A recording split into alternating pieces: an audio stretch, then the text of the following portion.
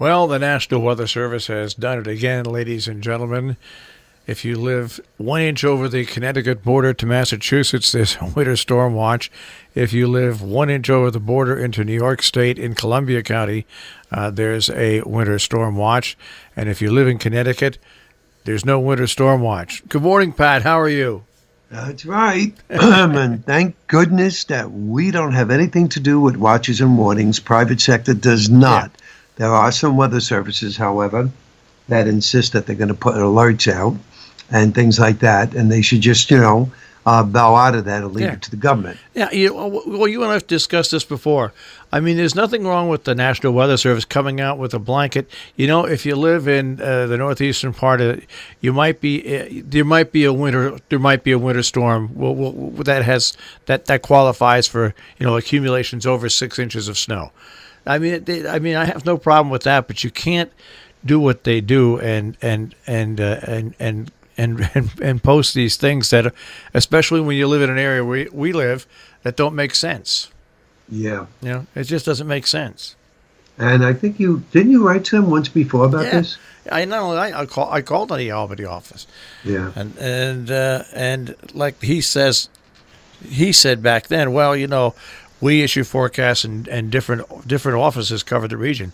Right. Well, I mean, they've done it earlier this year. They've issued a winter storm watch for like the northwest corner of Litchfield County. It just takes a little more work on their part, but still the way they do it is crazy. Remember, they were going to change it, but they really haven't changed it. No, they have not. So anyways, let's get to this weather here. Well, I mean, there are no problems today. Lots of sunshine, chilly, low 30s, partly cloudy, upper teens tonight. Tomorrow, the Alberta Clipper, that's near Chicago now, that goes up the St. Lawrence Valley. So it drags a cold front this way, and as the front moves this way, we get a wintry mix developing by Tuesday afternoon, and the highs in the mid-30s. The wintry mix goes over to snow Tuesday night. I'm taking 2 to 4 inches in the mid-20s.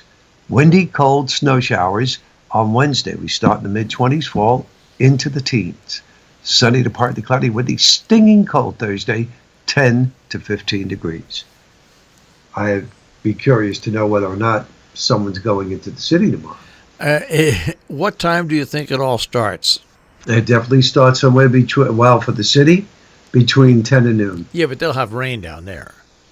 That doesn't matter. Yeah, you know how things get in the city just with a little rain. And so for us, if it starts in the city at 10, if it start for us around 11 or 12? I'm thinking late morning, early afternoon. Yep. Okay. All right. That will probably curtail us going into the city. I had a feeling. That will probably curtail us going into the city. Yeah. And, again, people want to know how come we're not getting the big snows and stuff like that. If you don't get the southern jet stream to work in with the northern jet stream, there is just not going to be big storms. And right now, that is not in the cards.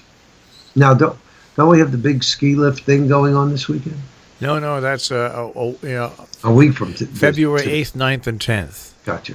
So, okay. I mean, and I'm sure there's plenty of time for snow in between now and then. But they make their own snow. They have and we're going to have plenty of cold weather in between now and then.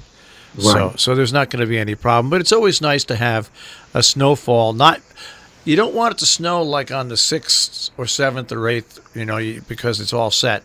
But if you got like, let's say next week, let's say you got about 3 or 4 inches of snow, so it looked like the Alps all the way around. Right. Attendance will increase. People will come more so. Right. I guess the thing that you don't want is you don't want rain. You don't want rain. They can handle rain as long as it's not a heavy rain on the day of the event. Right.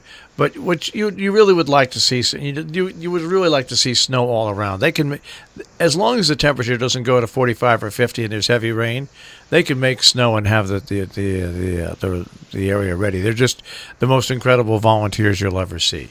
So what does it look like for like a week out? Like not this week, but like next week. Yeah, and you know as well as I do that could change tremendously. I mean, right now, there's definitely a moderating trend over the weekend.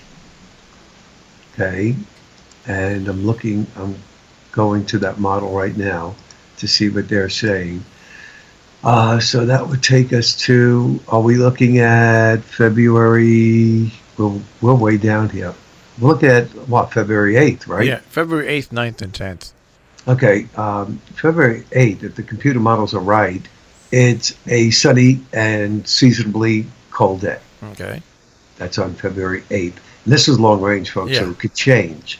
Okay, then on Saturday, the 9th, rain is pushing up from the south, and it gets mild with rain. On Saturday and Sunday, let's see, it looks to me like on Sunday, the rain could change to snow, and it will get awfully windy and colder.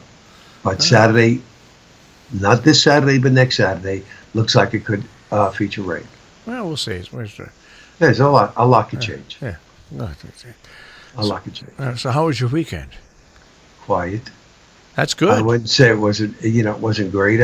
We're very busy getting the movie edited, and there's a lot of work that goes into that. People just don't understand. It's not just editing; it's finding the right music to go with the scenes. And we have to find the music. We have to burn the music. We have to import the music. There's invitations that had to go out. What else? There's signs and banners that have to be made. So there's lots and lots of stuff that have to be made. And I have to be honest with you, Saturday I was not feeling good at all. I felt better yesterday.